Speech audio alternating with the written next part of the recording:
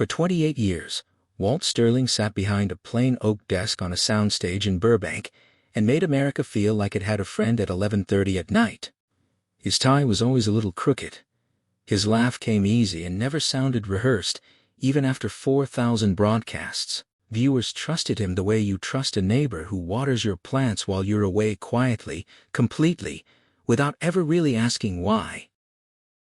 But Walt saw something the audience never did. Night after night, guest after guest, the same red light that told America a star was being honest, told Walt exactly the opposite. The cameras caught performances. Walt caught the seams. "People think my job was asking questions," he told a writer near the end of his life, in an interview that was recorded but never published in full. "My real job was watching what happened in the 4 seconds before the light came on and the 4 seconds after it went off. That's where you meet someone."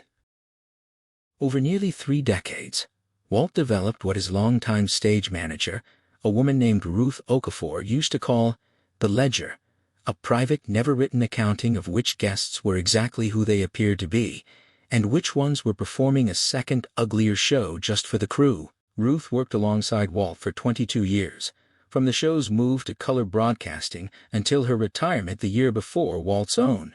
She's the closest thing this story has to a narrator, and everything that follows is built from her recollections, from the recollections of a rotating cast of floor directors, cue card handlers, and makeup artists who passed through Walt's studio, and from Walt's own guarded, half-joking remarks over the years about the guests he could never quite forgive. None of what follows is a legal accusation. It is instead an attempt to reconstruct the private verdicts of a man who spent his whole career being told secrets by people who assumed he wasn't really listening. He was always listening. The studio itself was a strange kind of confessional. Guests arrived through a service entrance, passed through a maze of dressing rooms and hallways lined with headshots of stars who'd sat on that same couch decades earlier, and by the time they reached the soundstage, most of them had already decided, consciously or not, which version of themselves they intended to bring out under the lights. Walt's gift, according to nearly everyone who worked with him, was his patience in that gap, the small stretch of time between a guest walking in the door and a guest sitting down in the chair, when the performance hadn't fully assembled itself yet, and something truer sometimes leaked through. He used to say the couch was the easiest place in the world to lie, because everybody in America wanted you to be exactly who you were pretending to be. Ruth remembered. Nobody in the audience wanted to catch someone in a lie. They wanted the fantasy. Walt understood that better than anyone, and it's exactly why he never let it fool him. That distinction mattered enormously to Walt, and it's worth sitting with for a moment before getting into the 9 names themselves. He was not, by any account from the people who worked closest to him, a harsh or cynical man. He liked people, genuinely, and he spent almost 30 years finding warmth in strangers on live television, night after night, without ever seeming to run out of it. The guests on his private ledger weren't there because they were difficult, demanding, eccentric, or even occasionally rude. Walt tolerated all of that as an ordinary cost of doing business with famous, insecure, exhausted people. They were there because, in Walt's own private accounting, something about their behavior crossed from difficult into something closer to cruelty. And cruelty, unlike nerves or ego, was the one thing Walt found impossible to file away and forget by the next commercial break. The first guest on Walt's private ledger was an actress the crew referred to, half affectionately and half not, as the Duchess. She'd been a leading lady in the black and white era, the kind of star whose face had been reproduced on more magazine covers than anyone could count, and by the time she came to Walt's show in the early years, she'd reinvented herself as a gracious elder stateswoman of the industry, dispensing warm wisdom about her craft. On camera, she was magnetic. She told stories about her early years with a kind of self-deprecating charm that made Walt's job effortless. Audiences adored her. Ruth remembered watching the studio monitors and thinking, along with everyone else, that this was as easy and pleasant an interview as the show would ever produce. Off-camera, according to Ruth, the Duchess was a different woman entirely, and the difference showed up first in the demands. She required the studio thermostat set to a specific temperature, submitted in writing days ahead of time. She required a particular brand of chilled water, poured a particular way, delivered by a particular kind of person, never, she made clear, by anyone too young or too inexperienced to be trusted with a pitcher. That last requirement became a problem the day a 22-year-old production assistant, new to the job and unaware of the protocol, brought water into the dressing room. What happened next became, in the retelling among crew members over the following years, something close to studio legend. The Duchess did not raise her voice so much as lower it into something colder and more precise, a controlled surgical dressing down that left the young assistant in tears in the hallway and left everyone within earshot uncomfortably silent. "Walt didn't see it happen," Ruth said, "but he heard about it within the hour, and he never really let it go. He didn't fire anyone or make a scene, that wasn't his style. But he started scheduling the Duchess's tapings for mornings when fewer junior staff were around, and he never let a new hire near her dressing room again." What stayed with Walt, Ruth said, wasn't the outburst itself. Difficult stars were nothing new, but the transformation that followed it. Within the hour, the Duchess was back on the soundstage, warm and luminous, telling a story about her first screen test that made the studio audience roar with laughter. The switch, Ruth said, was instantaneous and total, like watching someone change a costume. "Walt told me once that the scariest people he ever met weren't the ones who lost their temper," Ruth recalled. "They were the ones who could turn the temper on and off like a faucet. That meant it was never really about being upset. It was a tool." The Duchess appeared on the show a handful more times over the years, always immaculate, always beloved by the audience, and Walt, by all accounts, remained a perfect professional across from her, asking his questions, laughing at her jokes, giving no sign that he'd catalogued her into his private ledger years before. If the Duchess taught Walt that cruelty could be calculated, the singer the crew called the Voice taught him that cruelty could also be casual, a kind of ambient pressure, a person carried into a room without even seeming to notice they were doing it. The Voice was, by any measure, one of the great American performers of his generation, and Walt genuinely admired his talent. That much was never in question. What unsettled Walt, according to two floor directors who worked those tapings, was the atmosphere the Voice's entourage created wherever they went. He rarely traveled with fewer than 6 men, described by one former floor director as, not agents, not managers, guys whose job seemed to be standing near doorways and looking at people. Their presence turned ordinary television logistics into something tense. A floor manager who gave the standard 3-minute warning before airtime once found himself on the receiving end of a sharp, physical reprimand, the sort of thing that, had it happened between two ordinary men on the street, might have ended in a call to the police. On a soundstage, it ended in an uncomfortable silence, and a lesson quietly passed down the chain: don't rush the Voice. Walt watched this particular incident from the control room on a monitor, and according to Ruth, came within a hair of walking onto the studio floor to intervene himself. He was talked out of it by a producer, who reminded him, not unreasonably, that canceling the segment would cost the show one of its biggest ratings draws of the year. Walt let it go, but Ruth remembered him being unusually quiet for the rest of that evening.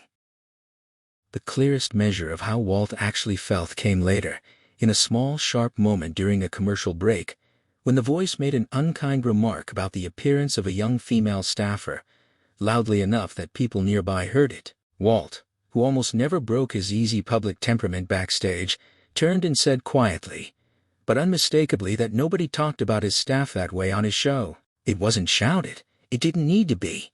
Several crew members who witnessed it said it was the only time they ever saw the Voice look genuinely surprised.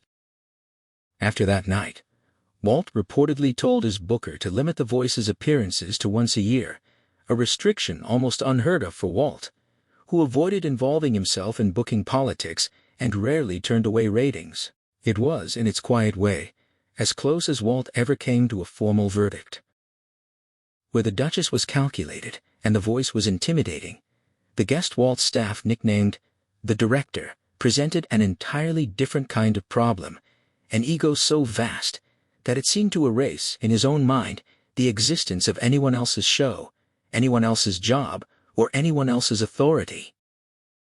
The director was a towering figure in film, brilliant, undeniably, and aware of it in a way that made every interaction with him feel like a negotiation over whose room it actually was. According to two Sterling Hour writers who prepared material for his appearances, he would routinely reject the questions the staff had drafted for him, sometimes crossing them out line by line and handing the page back blank, informing the writers their work was beneath the conversation he intended to have.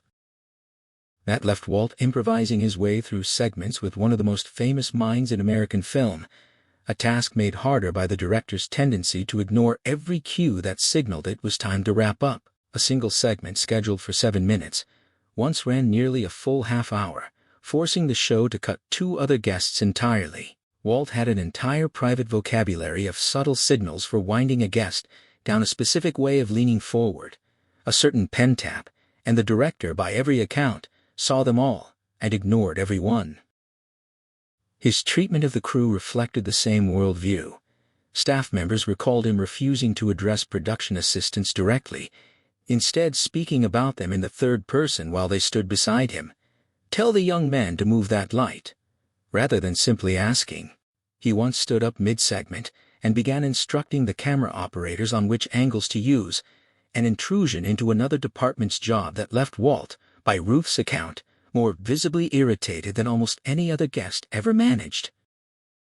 "Genius doesn't buy you the right to run someone else's show," Walt reportedly told his executive producer afterward, a line Ruth remembered clearly because it was so unlike Walt's usual generous way of talking about talented people. Walt continued to book the director occasionally out of genuine respect for the work, but he privately regarded him, in Ruth's words, as a cautionary tale about what happens when nobody around a person is willing to tell them no. The fourth name on Walt's ledger belonged to an actress the crew called simply the Legend, an artist whose career spanned 5 decades and whose talent Walt considered, without qualification, among the greatest he ever had on his stage. It was precisely because he respected her so much as a performer that her behavior off-camera disappointed him more than almost anyone else's. The Legend's difficulty showed up most clearly in how she treated fellow guests. On episodes with multiple bookings, she would talk over younger performers, physically angle her body away from anyone else telling a story that drew laughs, and generally behave as though any attention not directed at her was attention stolen from her. A former talent coordinator described watching her visibly seethe when another guest got a big laugh, like she was doing math in her head about how to steal it back. Backstage, her behavior reportedly grew sharper with alcohol, and more than one female staff member recalled being on the receiving end of comments that were, even by the loosened standards of the era, startlingly harsh. The breaking point, as Ruth remembered it, came during a rehearsal when the Legend berated a young cue card holder for working too slowly. Walt, who avoided on-set confrontation as a matter of professional habit, made a rare exception. He walked over, spoke quietly, and told her that on his show, everyone was spoken to with respect, or nobody spoke at all. She was stunned, Ruth said. I don't think anyone had corrected her in a very long time. She backed down, but I don't think she ever really forgave him for it. Walt, for his part, never held it against her publicly, and continued to regard her work with real awe. But after her final appearance on the show, he reportedly told a producer that life was too short to keep being verbally flogged by someone, however brilliant her filmography. Of every name on Walt's private ledger, the one that seemed to bother him most, the one Ruth said he brought up unprompted years later, with a flash of real anger rather than the wry detachment he usually managed, belonged to a former child star the crew referred to only as the Kid, a nickname that had followed him uncomfortably into his 50s. The Kid had been, decades earlier, one of the biggest box office draws in the country, a genuine piece of American film history. His visits to the Sterling Hour should have been warm, nostalgic television. Instead, according to multiple staff accounts spanning several years, they became known for a pattern of behavior toward young women on the crew that made his bookings dreaded rather than anticipated. Female production assistants would reportedly ask, quietly, to be reassigned when they learned the Kid was scheduled, a request supervisors began granting without asking too many questions. He was remembered for lingering too long over a handshake, for unwanted touching disguised as friendliness, for questions about marital status that had no place in a professional setting, and for holding on to a wrist a beat too long when someone tried to step away. Compounding the problem, staff recalled him appearing visibly intoxicated during at least a few tapings, slurred, unsteady, prone to losing his train of thought mid-story. During one particularly uncomfortable segment, an anecdote he was telling veered somewhere inappropriate enough that Walt had to cut him off on air and steer the conversation elsewhere, something Walt almost never did to a guest mid-sentence. What troubled Walt most, according to Ruth, wasn't a single incident but the pattern, and the apparent obliviousness behind it, a sense that the kid genuinely didn't register why any of it was a problem. After one appearance in which he made repeated comments toward a young actress also booked that night, Walt personally apologized to her after the taping, an almost unheard-of gesture for a host who prized his professional detachment. "That's not how people act on my show," he reportedly told her, "and it won't happen again." True to his word, the kid's bookings grew sparser and increasingly restricted to supervised daytime tapings for the remainder of his run on the show. Not every name on Walt's ledger involved cruelty toward staff. Some simply involved a kind of self-absorption so total it became its own force of nature. The guest known to the crew as the Countess, a glamorous European-born actress famous for her many marriages and larger-than-life persona, fell squarely into this category. Her requirements arrived by memo days before every taping: a specific dressing room temperature, flowers of one variety only, sparkling water poured over a precise number of ice cubes, her own lighting technician flown in at the show's expense, and, more than once, a request that no female guest under a certain age be booked on the same night. "We genuinely thought the first memo was a joke," a former talent coordinator recalled. "It read like satire." When any requirement went unmet, the Countess would reportedly refuse to leave her dressing room until it was corrected, a tactic that repeatedly threw the entire evening's schedule into chaos. The most infamous incident, remembered by several crew members independently, involved a missing shade of foundation that led to a shouting match with the head makeup artist and a demand that someone be sent across town immediately to procure the correct product. Walt was reportedly the only person able to talk her down, doing so personally by phone with a mixture of flattery and gentle firmness. Walt found her exhausting rather than sinister, and Ruth remembered him being more amused than angered by the Countess, even as he complained about her privately. "At least the cat wouldn't need 3 assistants and special lighting," he reportedly joked after one especially draining appearance. Unlike some names on the ledger, the Countess's transgressions were logistical rather than cruel, and Walt kept booking her.